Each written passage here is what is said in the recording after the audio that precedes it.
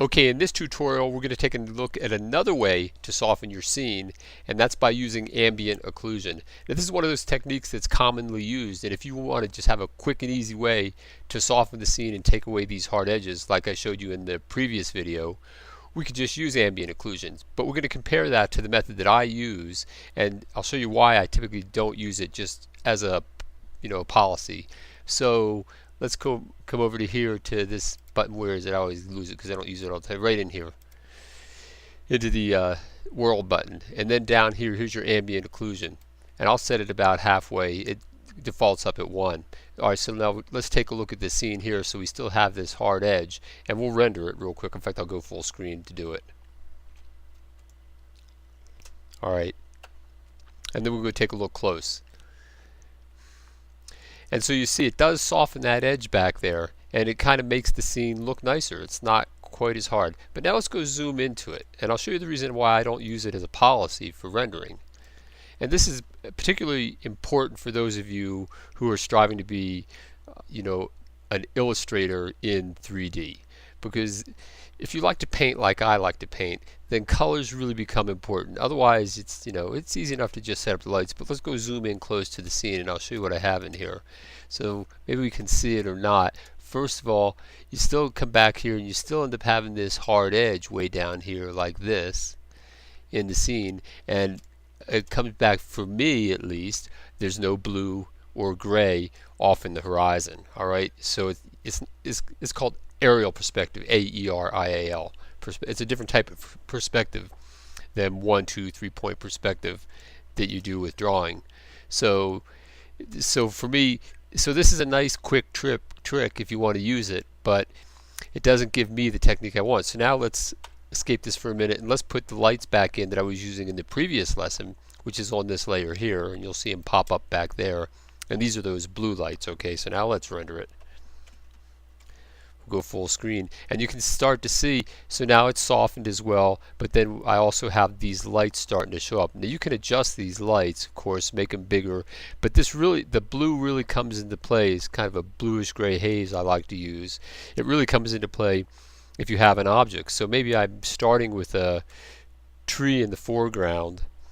Alright, and maybe if I was painting on a canvas, I might use hooker green as my base color in acrylics as my tree. And if I was to animate it and the tree was going way off into the distance, it would become progressively less hooker green in color and have more of that bluish gray color associated with it on, typically hazy type fall off. And then that's where these lights can come into play, because then they can be the illumination point to give that color to those trees as they go back in the distance. So I use this type of lighting absolutely extensively, and you don't have to use ambient occlusion. So let's get rid of the ambient occlusion this time and just render it back to the way I was doing in the previous case. And you can see here, so this doesn't look so great up in here, this darkness, but I again would correct that up in here by placing a bunch of these lights all throughout the scene. Because I remember the first painting I painted in acrylics quite a few years ago. It was with purples and greens, and when I go back and look at it now, it's the funniest thing. But it's really terrible, actually. But then somewhere along the way, I learned about grass colors and how grass isn't green. Grass has yellows in it and grays in it and blues in it and reds in it and oranges in it. So you start painting with a bunch of those additional colors when you're painting your scene. So then that's how I tend to paint. In here, I tend to paint my 3D scenes by adding all kinds of unique, small highlight colors all over the place, and it really does start bringing your scene to life. So I would highly experiment with a scene, as far as using your lights, and in particular, you might check out a tutorial that I put on recently on painting with lights, because that allows you to control your point lights much greater. It allows them to locally paint in a particular area without brightening up the entire scene. It's a powerful tool, because if I was painting with acrylic, if I picked up a paintbrush with acrylics, I might just paint one little spot here and kind of blend it in, and that's all it would affect. That light wouldn't necessarily affect this whole area over here. And that's how you can do with these point lights. If you add that, I'll just show you. Let's see, where is it?